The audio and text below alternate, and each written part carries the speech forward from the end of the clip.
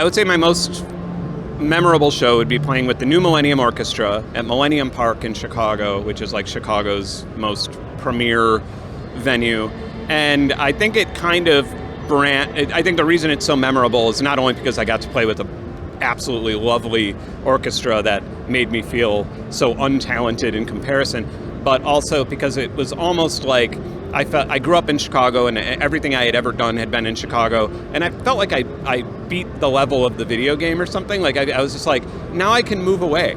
Now I can move on. And so I did that, and I was like, I don't know what else I could do in Chicago in my genre of music.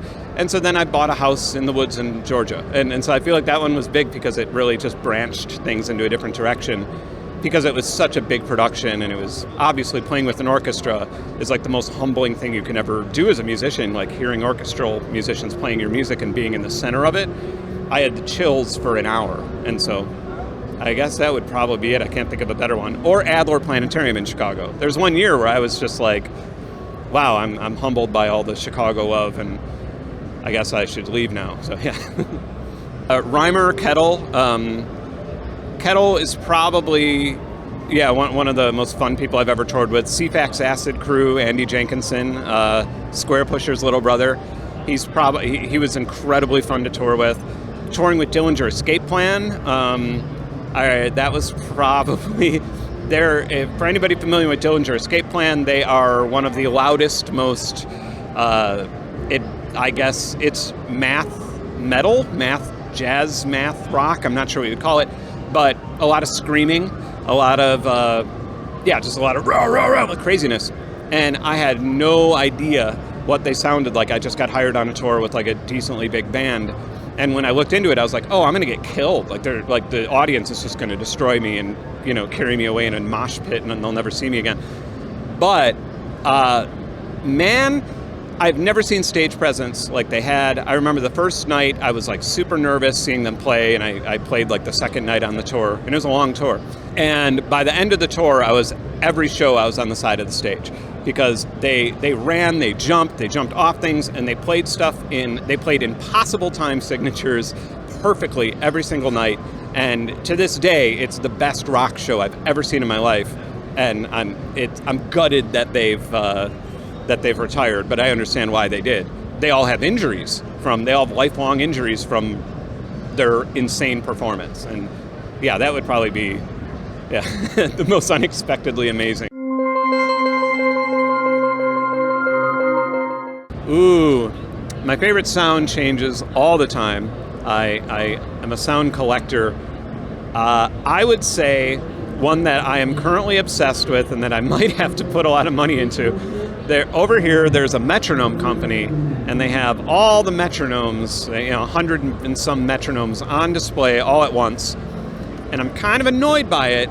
It's beautiful. You'll get some very serious ASMR if you find it quiet enough to where you could just stick your head in and hear all the metronomes. But I'm really annoyed that the guy who's running that booth didn't try to line them up somehow. And I'm going to try and ask him if I could buy 10, maybe, because I really want to hear them go off sync. That's my goal. That's actually where I'm headed today, to try and get the metronome guy to sell me some metronomes so I could have a bunch, because I'd really like to hear a Steve Reich rhythm as they drift. Hopefully. Or they're really good metronomes and they never drift, but I don't think that's physically possible.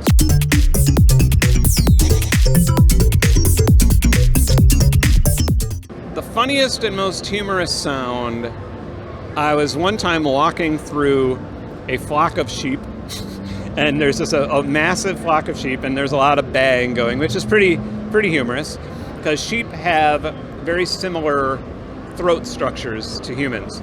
And so, it's like a human can very easily imitate a sheep by just going like, bah! And so, very, very similar voice. However, they clear their throats. And I think that I was like dying laughing, because I was like cutting through a field while hiking through a flock of sheep, and they're all going, and it was almost as if I was like, okay, sorry guys. Yeah, so.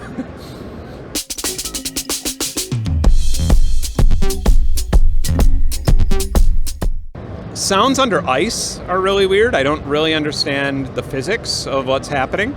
They're kind of tonal. and lasery. If you've ever heard like cracks under ice and then resonating off of the surface ice.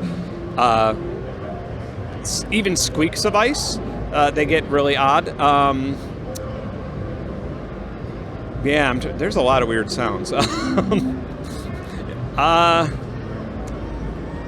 I guess I would stick with the ice thing. Is like the most surprising is when you hear sounds like if you were to shoot a gun 100 feet under ice, you would get this very tonal, odd, creepy, long sound, which is beautiful.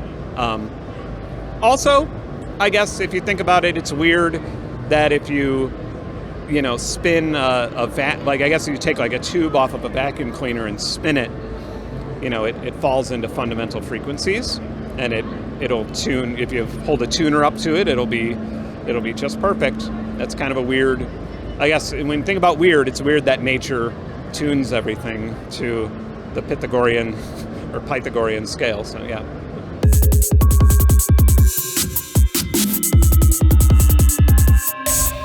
It's interesting how tornado sirens echoing through like a cityscape or even the woods, like a distant multiple tornado sirens.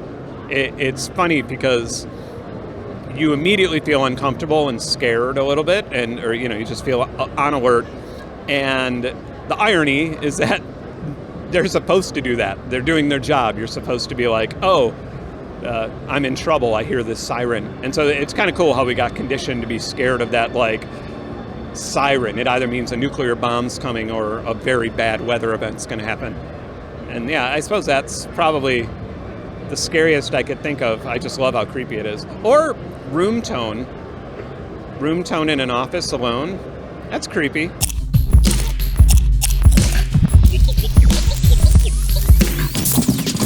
Crunchiest.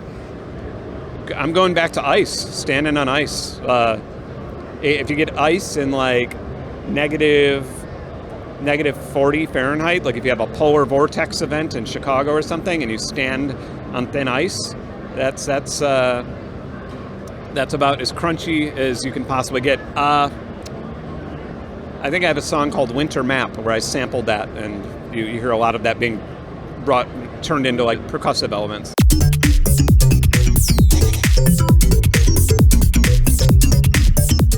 If I could be any piece of gear, is there a piece of gear that doesn't get touched? I'm trying to think.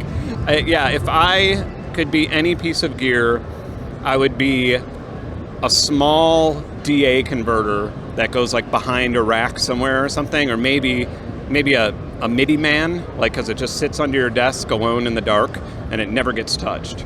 It's just sort of I could just have a peaceful life. Because when you imagine yourself being a piece of gear, you just imagine being poked all the time, and nobody wants that. Well, some people do. I don't.